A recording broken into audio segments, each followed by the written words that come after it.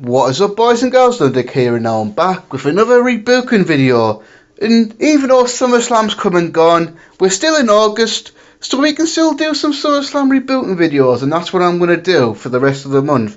This one's going to be SummerSlam 1999. This is probably one of the SummerSlams I want to reboot the most. I think overall this is a good SummerSlam, but not a great one. And I just feel with a little tweaking here and there, I could take this SummerSlam and make it a great one, to be honest. So I just want to apologise for getting a little bit behind on this. I just got busy, really, obviously with the G1s and then SummerSlam weekend with TakeOver and SummerSlam and all that. Then after that, I just needed a few days off YouTube after like doing all the G1 blocks and then TakeOver and SummerSlams and all that stuff. So, but I'm going to try. To make up, I'm going to try and do 2 rebookings this week to try and catch up a little bit. And then maybe do one more rebooking next week, and that'll be it. So I'm going to do 2004 next, and then I'm not sure what I'm going to do after that. Maybe 2003. That might be one worth doing. Because years ago I have done 1995 and 2000. So. And a lot of people are asking about 2001, but you know what? I really like SummerSlam 2001. I thought that was a great show, so I don't really see the need to rebook that one. So yeah, let's just get right down to it, really. SummerSlam 1999, 20 years ago, and holy crap. Does it feel weird to know that 1999 was 20 years ago? And next year, 2000 is going to be 20 years ago? Crazy. Absolutely crazy. So let's go through the real card and then let's reboot this bad boy. So, in real life, we had for the WWF and the European Championship, D'Lo Brown versus Jeff Jarrett. Then we had a tag team turmoil, Edge and Christian versus the Hardy Boys versus Mideon and Eviscerator versus Droz and Prince Albert versus the Acolytes versus the Hollies. And for the Hardcore Championship, Al Snow versus the Big Boss Man. For the WWF Women's Championship, Ivory versus Tori. What else? We had a Lions Den weapons match between Ken Shamrock and Steve Blackman. A Lover or Leave a street fight between Test and Shane McMahon. For the WWF Tag Team titles, The Undertaker and The Big Show versus Kane and X-Pac. The Rock versus Billy Gunn, yep. And then for the WWF Championship, with Jesse the Body Ventura as a special guest referee. Stone Cold Steve Austin versus Triple H versus Mankind. So, what's my rebooking? So, as you'll see, I've kept a decent amount of the card the same. I've tweaked some things here and there. So this is more of a retweaking more than anything, which I'll explain as I go along. So let's get to it. Opening match for the Intercontinental and the European Championships. Jeff Jarrett versus D'Lo Brown. So keeping this one exactly the same. Thought this was a great choice for opening in real life. So it's going to be the opener in my one as well. Thought this match was perfectly fine. So everything the same. D'Lo's going to the match with both the Intercontinental and the European Championships. And yes, Kurt Angle, D'Lo Brown does count as the first Eurocontinental champion. So yeah, I mean, these were 2 of the most reliable mid-carders of the time. Jeff Jarrett was close to the end of his WWF run. I mean, he left the WWF in famous circumstances in No Mercy in 1999 and didn't appear in a match in WWE again until this year's Royal Rumble. D'Lo Brown, probably seen as one of the most hottest up-and-comers at the time. I mean, people might not realise it now, but D'Lo Brown was pretty hot at the time. I mean, he started in 1997 as part of the Nation of Domination. Got real over in 1998 when he was a European champion. Probably the best ever European champion of all time, to be honest. In 1999 goals, he teams with Mark Henry. Gets popular, wins the European title back at Air Fully Loaded, and it was either the next night on Raw or the week later, he beats Jeff Jarrett to become the Intercontinental Champion. So no matter what Kurt Angle tells you, D'Lo Brown was the first Eurocontinental Champion, and yes, he counted. So all that the same, all this the whole thing with D'Lo and Mark Henry going into the show, all that the same as well, and the match exactly the same. I mean, no need to change this one. You could do the whole thing because did the thing where Jeff Jarrett was getting mad at Deborah, and my God, Deborah in 1999, yeah, you know what, lad, she was pretty damn good. Even though a gimmick literally revolved around the tits, but she was good. She looked good. Then they did a thing in this one where looked like Jeff Jarrett kicked Deborah out, but then Deborah came back to the ring with Jeff Jarrett, and then of course, gotta have a swerve, bro. Gotta be a swerve. So yeah, it was a swerve. Deborah and Jeff Jarrett working together all along, and then you had a heel turn at the end of this show. Mark Henry hit D'Lo Brown with the guitar, turned heel, and Jeff Jarrett won to win both titles back. And then Jeff Jarrett literally gave the European title to Mark Henry the next night. So all that the same, so Jeff Jarrett over D'Lo Brown.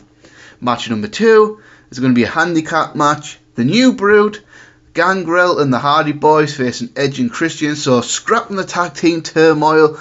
Because one, I had another plan for the Acolytes there in another match.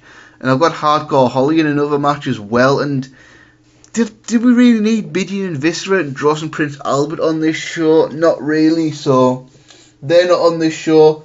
They're scrapping this show. So we're going to take that and just turn it into Edge and Christian versus the Hardy Boys. So, but in a handicap match with Gangrel's a New Brood. So this was really the start of the epic Hardy Boys Edge and Christian rivalry. I mean, for me, that's probably my personal favourite tag team rivalry of all time. Back in the day, Edge and Christian, the Hardy Boys. And even then, most people I knew liked the Hardy Boys. But I loved Edge and Christian. I was always an Edge and Christian guy. Preferred Edge and Christian then. And I prefer Edge and Christian now. I mean, I really did, and I really do. So at the time in 1999, the Brood were a thing. Edge, Christian, Gangrel. And I loved the Brood. I thought the Brood was so cool in 1999. I mean, obviously I was a young fan at the time, so I was kind of demographic, and I just thought they were so cool. I mean, I thought the whole gothic vampire thing was awesome. The entrance music was cool as shit. The actual entrance where they came from the Ring of Fire, that was fucking awesome. And then they split them up in the summer of 1999, I guess because he thought, because apparently they saw Gangrel as a heel, but they saw Edge as a babyface, and I feel at the time, they were definitely thinking about pushing Edge as a singles guy, because I think they always had high hopes for Edge coming in. They didn't really think much of Christian at the time, and to be fair, I don't think Vince McMahon really did see much in Christian overall, and Edge seemed to always get the opportunities. It seemed a bit of a struggle for Christian throughout the careers, but they had the Brood split up for a bit, and then they did a little thing where there's a little bit of struggle with Christian with Edge and Gangrel. I mean, initially it seemed like Christian who sided with Gangrel turned on his wink brother Edge, but then eventually it turned out that Edge and Christian had got back together. Christian turned on Gangrel, and then this was the start of the Edge and Christian tag team. So I guess they decided to put Edge's singles aspirations on hold for now and let Edge and Christian be a tag team by themselves. And it was fine, but I don't think it really clicked until 2000, after WrestleMania 2000, when they turned heel and when they do have tag team titles and then developed the characters. So then in the meantime, Gangrel formed a New Brood with a young tag team by the name of Matt and Jeff Hardy. Now, Matt and Jeff Hardy had been around since like 1994 as jobbers. I mean, back in the New Generation era and stuff. Didn't get signed to full-time contracts until 1998, and at the time they were just the generic Hardy Boys tag team, not really doing anything of note. And then they started being managed by Michael Pierce Hayes. Then they changed the looks of them, or the t-shirts and cargo pants that we all know and love today. And eventually they got over with even briefly tag team champions, but the Michael Hayes thing didn't last, and then they went to Gangrel. So the New Brood was alright, but it wasn't that great, to be honest with you. It didn't last too long, because after No Mercy, the Hardys won the Terry Invitational Tournament, then ended up being managed by Terry Runnels, and Gangrel just got kind of phased out. So you got this match, and let this match go 9-10 minutes, something like that, and should be pretty good. And logically, because the heels have the advantage, 3-on-2, let's have the heels go over. The New Brood can beat Edge and Christian. Then we got match number 3 for the WWF Hardcore Championship. Al Snow versus the Big Boss Man versus Hardcore Holly. So taking the match in real life, which was Al Snow and the Big Boss Man, and just tweaking it to add Hardcore Holly to the mix, because why the hell not? I think I wanted Hardcore Holly on the show, and this is the ideal situation to put him in, really. So the match that actually happened in real life was actually pretty good, but I just feel like putting Hardcore Holly in there would make it that much a little bit better. I mean, the Al Snow Big Boss Man feud in 1999, God knows went absolutely insane after this. I mean, this involved dog napping, dog murdering, dog cooking, feeding dog to said owner, and then finally the Kettles from Hell match at Unforgiven. But we're not going to talk about that. We're just going to pretend that never happened. So yeah, and let this match just be your typical hardcore match at the time. You go backstage, hit each other with a load of weapons. I mean, this one went across the street and went to a local bar, so that was pretty cool to do that. And you're going to wonder, God knows how much WWF spent over the years with hardcore matches tearing up public places and things like that. You got to think it must have costed WWF quite a bit in damages for all this shit that they used to destroy back in the day. I know every time they went to Providence, they used to always destroy Tim White's friendly tap. Every single time they had a show at Providence, they always found a way to destroy that friendly tap somehow. So God knows how much money WWF must have had to pay in damages over the years. So yeah, let this go the same and have the results the same. Have Al Snow pin the Big Boss Man to become the new hardcore champion. Because why the hell not? Match number 4. Mr. Ass versus the Road Dogg. Now originally I had this match as a dog collar match, but I've got 2 other gimmick matches on this show, and I feel like having 3 gimmick matches in one show is just really overkill, so it's just going to be a straight up singles match and going to be the blow off to the New Age Outlaws splitting up. I mean, they never really went anywhere. I mean, they had the big match at Over the Edge 1999, but of course that was like a couple of matches after Owen Hart's death, so pretty much everything on that show's forgotten about, and then they never really followed up too much. I mean, because obviously Billy then went on to win the King of the Ring. I suppose it did kind of follow up in a tag scenario, because after they had the remaining members of DX fighting for the rights to DX, so like for the licenses and stuff like that. Then they had a big tag team match, fully loaded.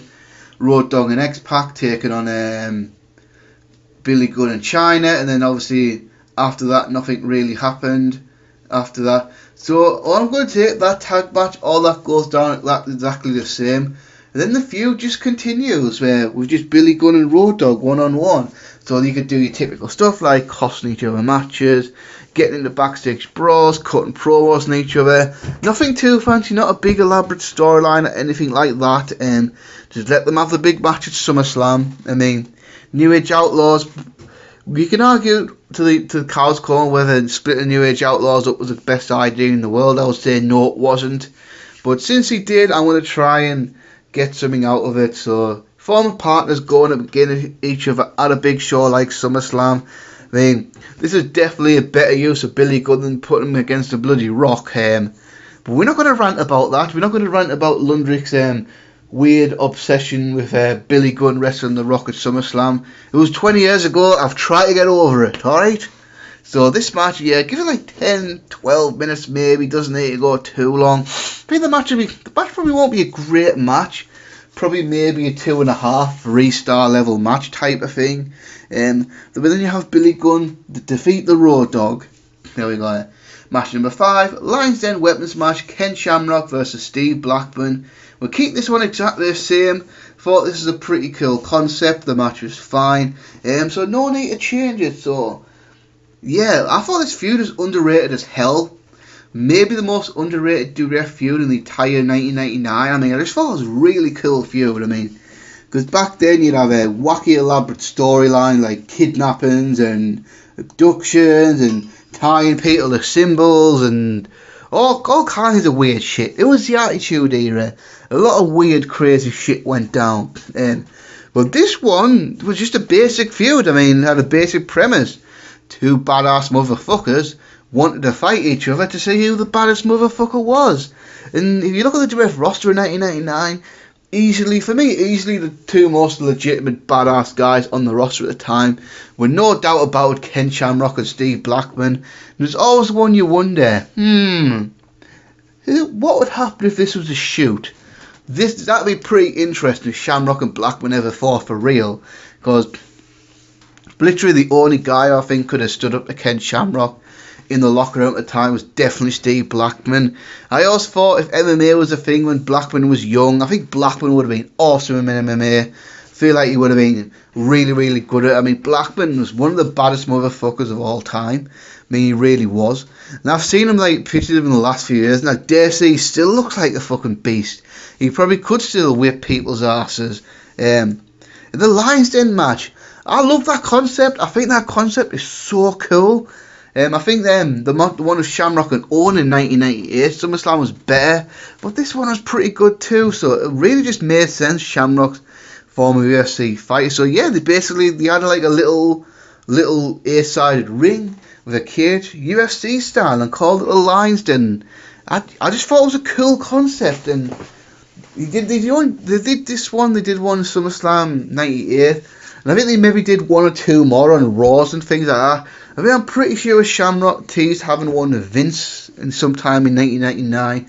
And I believe Shamrock and Jeff Jarrett had one on Sunday Night Heat at some point. But yeah, I just feel like I think they've missed opportunity. They could have done something like this with Brock Lesnar at some point. Or maybe even like someone like Ronda Rousey or something like that. I mean, or Bobby Lashley. Or anyone that's really come in with an MMA background over the last few years. I feel like they could do this concept a date, and I think it would really work. I mean, this one is a little bit different because you were going at both men's worlds now. I mean, because Steve Blackman's thing, he was awesome with weapons, or like martial art weapons, like your nunchucks, your sticks, and all that sort of thing. Blackman was all about that. So this is a Lions Den match, but the weapons came in with the weapons are hanging off the cage, and then obviously if you grab them, you could use them. So really interesting concept to me, and I thought the match was pretty good. I don't think it was an awesome match or anything like that, and funny enough, it actually turned out to be Ken Shamrock's last WWF pay-per-view ever, because he left the company the following month. He was supposed to wrestle Chris Jericho at Unforgiven, but that ended up not happening, and Shamrock never came back, and that's just a shame, really. I mean, would have kind of loved to see Ken Shamrock in 2000 facing like Kurt Angle, Chris Benoit, Taz, and people like that. Or he even could have saved his comeback for something like 2003 in the Ruthless Aggression era. Because I just feel like Kurt Angle versus Ken Shamrock would kind of a dream feud of mine. I think that would have been pretty awesome. And then in real life, Ken Shamrock goes over in this match. And he goes over in my rebooking as well, so I'm not going to change that one. So that's all exactly the same. And then match number 6 for the WWF Tag Team titles, the Acolytes versus Kane and X-Pac. So the Acolytes are going into this match as champions.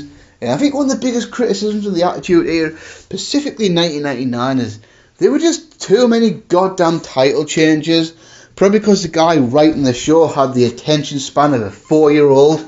So yeah, I mean, you got to look at how many title changes there were in 1999. So let's take the summer. So the Hardy Boys beat the Acolytes in early July. The Acolytes win the belts back at Fully Loaded.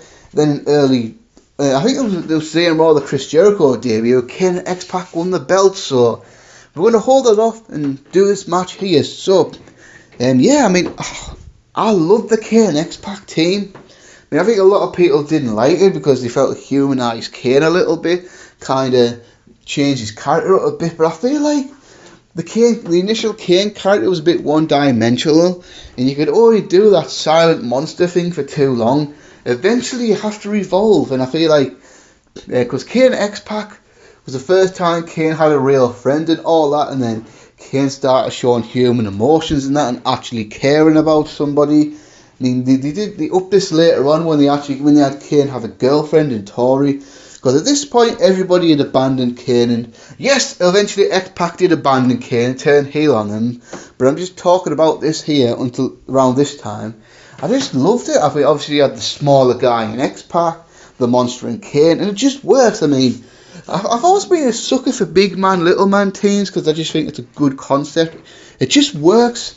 I always like the contrast. I mean, obviously, because you've got the small guy that does all the stamina and all the good stuff. Then you tag the big monster in. This was kind of similar to Team Hell No, but obviously I feel like Team Hell No is a lot bigger and a lot more successful than this. But yeah, I just love this concept of Kane and X-Pac. I mean, remember in the build-up to this where X-Pac was really upset. I'm talking about real life here. When Undertaker and the Big Show destroyed X-Pac, and Kane was really upset about it, and it was just really good. And like, in the build-up to this, they had a match in real life where they won the tag team titles. So that match doesn't happen on Raw. Instead, they go after the tag team titles here. Because this is the first year the Acolytes really got over. I mean, they formed right at the end of 1998. And then they joined the Ministry of Darkness in either late 98 or early 99, I can't remember. And yeah, they were just a good team, you know. I mean, the time Farouk and Bradshaw, two underutilised mid-carders, put them together because they were best friends in real life, so it worked. It was a really good team. They were at this point 2-time tag team champions, first winning them back in May, and then winning them back from the Hardy Boys Fully Loaded. So yeah, I reckon this will be a good match. I say give it like 14-15 minutes. I think you can get maybe 3 1/4, 3.5 star match out of this one. And then you have Kane and X-Pac go over to win the tag team titles. And then you do on here what they did on Raw, because if you remember that, when X-Pac and Kane won the tag team titles in real life, that was when Kane spoke for the very first time without the voice box, because for the first 2 years in the company, Kane couldn't speak. He could only speak with the aid of a voice box, so I remember X-Pac going, "If you're not down with that, Kane has got 2 words for you." So Kane drops the voice box and goes, "Suck it." Then slowly, surely after that, Kane started talking more, and then we got to the point where Kane was capable of cutting 10-minute promos and all that. But I enjoyed this anyway. I mean, I really did, and I'm keeping this. So I'm Kane and X-Pac go over to win the tag team titles on the show. Then we got a street fight, Lover or Leave It, Greenwich street fight, Test versus Shane McMahon. So this is another match I'm keeping on the card. And all in all, in real life, this was the best match of SummerSlam 1999, Test versus Shane McMahon. I mean, this is a real gem. I mean, this is a match you need. If you haven't seen this, if you've seen nothing on SummerSlam 1999, this is definitely the one you should check out. It was a really good storyline, the match was booked really well, and the outcome was really good. So, the basic premise was, Test started, on the show of course, Test started dating Stephanie McMahon, and this was one of Stephanie's first big storylines in the company. Obviously the first one was getting abducted by The Undertaker, and if that probably sounds ridiculous, but it actually happened. So, Test was a young guy coming up, he asked Stephanie McMahon out to date, and of course Vince and Shane were disapproving this because how dare Stephanie McMahon date a wrestler? I imagine that is kind of how Vince probably felt in real life. He doesn't want his daughter dating one of those goddamn wrestlers. Just ironic really how things turned out in real life, but yeah. So yeah, it was a good basic story and a very relatable one. Test going out with Stephanie, and Shane being the big brother, being overprotective of his little sister, not wanting Stephanie to go out with Test. So I mean, that's a relatable story, right? I mean, I'm sure pretty much everyone's had a story like that, or known people like that, where because I don't have a sister, I've got a brother, so I can't really relate, but I imagine if you're a big brother and you have a little sister, you always disapprove of the people your sisters date. This guy's not good enough for your baby sister. So it was kind of like that. But Shane was like really obnoxious about it, interfering. So he was targeting Test for a long time. Then obviously Shane had the backing of the Main Street Posse. And yes, we had a Main Street Posse reference on SmackDown last week. That was fucking awesome. That was real nostalgic fun. I mean, I thought the Main Street Posse were fun as hell. Pete Gas, Rodney, Joey Abs. And then the build-up to SummerSlam, they did it awesome, but a simple thing. So, in 3 weeks in a row, Test took out all the members of the Main Street Posse, injured them, leaving just Test and Shane McMahon. And then they finally reached an agreement to have a match at SummerSlam. It was titled the Love It or Leave It Street Fight. So the stipulations were, if Test beats Shane McMahon, Shane McMahon has to stop interfering, and Test and Stephanie can just get on with the relationship. But if Shane McMahon won, Test would promise he would stop dating Stephanie and he wouldn't see her anymore. And obviously, being a great street fight, that was cool. And this was kind of Shane's breakout performance. mean, you had these matches with X-Pac at WrestleMania 15, but then you could argue, well, X-Pac was one of the best wrestlers on the roster, so clearly X-Pac is the one who carried Shane through that match. And I think that's true, but then you look at this one, Test certainly wasn't one of the best workers on the roster. Test wasn't renowned for carrying people. So, yeah, Shane McMahon was awesome in this match. And you look at this time, I could have sworn your Test would have been a future star. I mean, on the surface, he seemed to have it all. He had a great look, size, pretty decent athlete. Not the best promo, but far from the worst promo. Pretty alright in the ring. I wouldn't say he was a great worker or anything, but I don't think Test was ever bad in the ring. And obviously young as well. I think he was like 23 or 24 at the time. Very young. Of course, things never worked out that way. I mean, it's just sad what happened with him, really. It just never really worked out for Test for one reason or another, and obviously he passed away in 2009. At the age of I think it was 33, which is just tragic. I mean, what the hell, man. So yeah, so Kane, the way everything about this match exactly the same. The way it was booked, the whole posse interfering and all that, and then Test going over as well, because that just made sense and it was great. So Test defeats Shane McMahon in this Greenwich Street fight, and then match number 4, The Rock and Mankind versus The Undertaker and The Big Show. So taking something that happened in real life and just bringing it earlier to make it happen at SummerSlam instead of a Raw. So in real life, you had The Rock facing Billy Gunn, and he doesn't. He faces The Undertaker and The Big Show with Mankind. So basically, The Rock's going to start a feud with The Undertaker and The Big Show, but they're going to do a thing where The Rock runs his mouth a few times. But The Rock's constantly getting outnumbered. I mean, The Big Show and The Undertaker are just going to keep beating up The Rock. And I thought The Undertaker Big Show's little tag team in 1999 was underrated as hell. I mean, some of the promos are awful. I mean, if you remember that long, terrible promo The Undertaker once cut about leaving The Big Show for dead in the desert.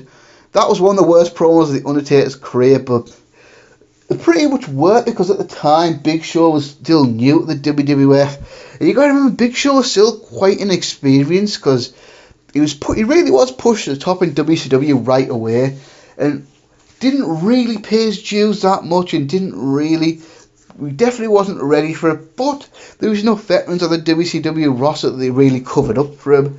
Then when he got the WWF, his lack of ability became quite obvious. And I think one of the guys that really tried to mentor him early in his career was The Undertaker, because obviously Undertaker's a big man, Big Show's a big man. Undertaker could teach The Big Show a few things, and I think that's kind of the goal of putting them together as a tag team for a little bit. For The Big Show to learn a few things, working closely with The Undertaker. And I thought the theme was awesome as well, that Undertaker Big Show theme. Yeah, I really enjoyed the Undertaker Big Show alliance. It didn't last too long, because Undertaker left with an injury in September 1999, but I thought it was really cool while it lasted. So yeah, basically The Rock's going to run his mouth. Taker and Big Show are going to get the better of him for a bit. Then finally, we're going to have 2 weeks before the end of 2 weeks before SummerSlam, The Rock's going to be in a compromised position. Then Mankind's going to return to WWF to make the save. No, I'll tell you what. No, I'll tell a lie. So we'll have Mankind return to have a match with the Big Show. Something the Undertaker interferes.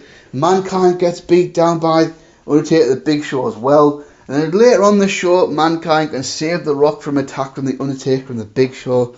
Then he can do then the following week he can do the whole thing about because if you remember the real life Mankind and begged The Rock to be The Rock's partner in the court. Then The Rock finally agreed that one time only, Rock and Mankind can be the people's partner, and that of course led to the awesome Rock and Sock Connection days, which I don't give a fuck. I thought the Rock and Sock Connection was golden, absolutely golden. Thought it was fucking brilliant. I mean, I could see maybe not people not liking the Rock and Sock Connection, but I thought it was fucking awesome. I mean, just absolutely loved it. So yeah, so basically we're gonna, because this kind of happened in real life, but it happened like 2 weeks after the show. But so we're going to have it for this show. The Rock and Mankind facing the Big Show and the Undertaker. And this should be a pretty decent tag match in my opinion. I don't think it'll be awesome or anything like that, but it'll be entertaining as hell. Let the whole thing go down the same. The Rock and Mankind beat the Big Show and the Undertaker. And now that will lead us to our main event for the World Wrestling Federation Championship. Jesse the Body Ventura, the special guest referee. Stone Cold Steve Austin going one-on-one with Triple H. The match that should have happened at SummerSlam 99. The match that by all counts was going to happen at SummerSlam 99. But for political reasons and all that got changed. I mean, don't want to get into too much big details about how and why it didn't happen in real life and all that. I mean, it's been quite documented out there. I mean, in a nutshell, and I'm sure certain people might deny this, Bruce Pritchard. It really did boil down to Triple H. I mean, Austin not feeling Triple H is on his level and not wanting to drop the WWF Championship to Triple H. So, but this is fantasy booking. I mean, this fantasy booking thing is all for fun. I don't take any of this too seriously, and I hope you listeners don't take my rebookings too seriously either. So this is fantasy booking. So we're not going to take into account all this backstage politics bullshits and all that, because really this is all just for fun more than anything. That's basically what this is. It's all for fun and entertainment. So yeah, Triple H is going to be coming and wanting to like in real life, and then you're going to build this big match between Triple H and Steve Austin at SummerSlam. I mean, this was a time where Triple H was really breaking out, and this was right at the time he was starting to call himself the Game. And Triple H is just one of those guys that grabbed his opportunity, ran with it, and never looked back. I mean, I think Triple H was always one of those guys that always wanted to be a top guy, always had his designs and that. I mean, I think right now you got a lot of guys that were probably just happy having a good spot on the roster and making money. Because this is the Attitude Era. WWF was so hot, I imagine. Even the mid-carders were making a shit ton of money. So this is a time I think a lot of guys were like happy with the spots, happy to making money. But Triple H always wanted to be one of the top guys. I mean, because at the time, I feel like Triple H and DX, he could have coasted on that for a long time and done really well for himself. But Triple H always wanted more, and this is where I think Triple H was smart as fuck. So Triple H wanted that spot, but at the time he knew Stone Cold and The Rock would have those top face spots locked up. That just wasn't going to happen. I mean, Austin and Rock were just so popular at the time. Nobody was really going to top them. So Triple H knew his path to being a top guy was to be a top heel, because the top heel position was wide open. So Triple H, he knew he had to be the guy to be the top heel to work with the likes of Austin and The Rock. So what I loved about it, because when he turned heel, he took everything that was made him popular and changed it all. He just completely changed his character to be the... And he was one of those heels that didn't want to be cheesed at the time. Because at the time, off the back of the NWO and things like that, a lot of guys enjoyed being the cool heel. The cool heel that did things to get pops on purpose. But Triple H wanted to go back to the old school. He wanted to go back to a time where heels were genuinely hated. And he did that. I mean, obviously, eventually, I think it was more like late 99, 2000 where he really shined. But you could see him in build-up of this show and all that, putting the pieces together. So this had two big things, obviously that. And then Jesse Ventura as a special guest referee. Of course, I'm going to keep that on this show. That was huge at the time. Absolutely huge. And it was one of those things you thought, no way is this going to happen. Because at the time, well, not at the time, but a few years earlier, Jesse Ventura left for WWF on pretty bad terms. And then about 1994, he successfully sued the WWF for unpaid royalties over his commentary being used on videotapes and things like that. I mean, I believe he won something like $800,000 at the time, and you thought, yeah, Vince has brought back a lot of guys, but ain't no way he's going to work with Jesse Ventura again, not if he can help it. However, in the interim, Jesse Ventura started a very successful politics career, and I believe this was 1998. He became the governor of Minnesota, so really Jesse Ventura was probably one of the real success stories outside of wrestling. A guy who left the wrestling business, went on to do something else, It was really successful at it. I mean, you can't argue with the results. Jesse Ventura was very successful in politics. So now Jesse Ventura is a big star because of all this stuff. Then with SummerSlam 99, the WWF is coming to Minneapolis. So the opportunity is there. Jesse Ventura obviously has his wrestling past and all that. And now he's the governor of Minnesota. So a deal was made for Jesse Ventura to come into this SummerSlam and become the guest referee. And ironically as well, Jesse Ventura was a special guest referee in the very first SummerSlam back in 1988. He was a special guest referee in the Mega Powers vs Mega Bucks match. So here we are, 1999, the Attitude Era, totally different era, and Jesse's going to be guest referee. Well, he did a few Raws, and for God's sake, I think Jesse Ventura still had it. I mean, Jesse Ventura, he knew how to talk, he knew how to sell himself and all that. So he's always entertaining. Now, God, what happened in real life? My God, because of all this, WWF had to get Mankind into the mix and have Mankind be the one to win the title. Because at the time, Austin was struggling with an injury. So Austin really did need to drop the title, and then you agree to lose it to Mankind. So bear in mind, all this happened for 2 weeks before the show. Commissioner Shawn Michaels made a match with Triple H had to defend the number one contendership in a triple threat match with Undertaker and Chyna, yes. And then eventually, due to Stone Cold's interference, Chyna was the number one contender for a week. And contrary to what people say, they were never seriously about having Chyna and Austin. That match was never going to happen. It was just a tease and it was just an excuse to take the number one contendership off Triple H for a week and then sort everything out. I mean, a lot of people try to speculate that, yeah, they were thinking about putting the WWF title on Chyna. Do you really believe that? I mean, come on, that would have been stupid because obviously putting the belt on Chyna at that point would have been ridiculous. And number two, so if Austin's not wanting to lose a belt to Triple H, do you really think Austin's going to want to lose a belt to Chyna?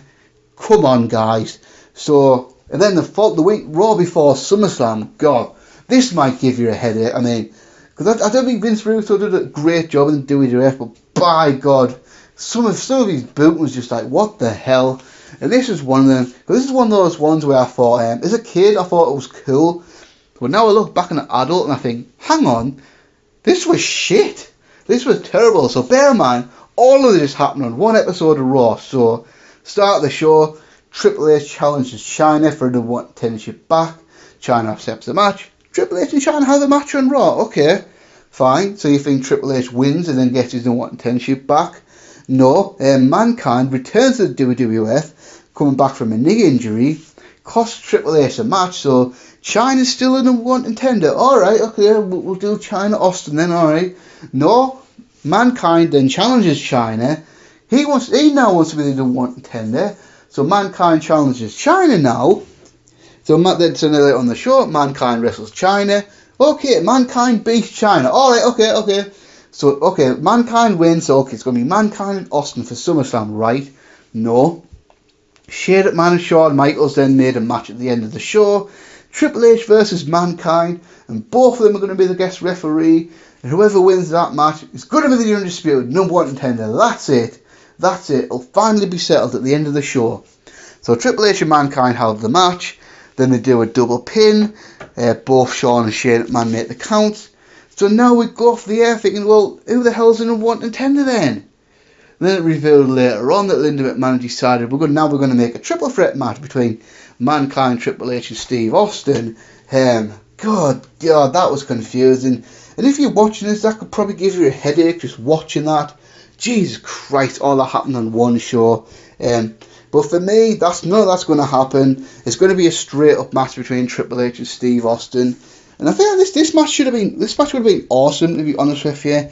This, on my SummerSlam rebooting card, this would definitely be the match of the night for sure. Absolutely, 100% feel like that way.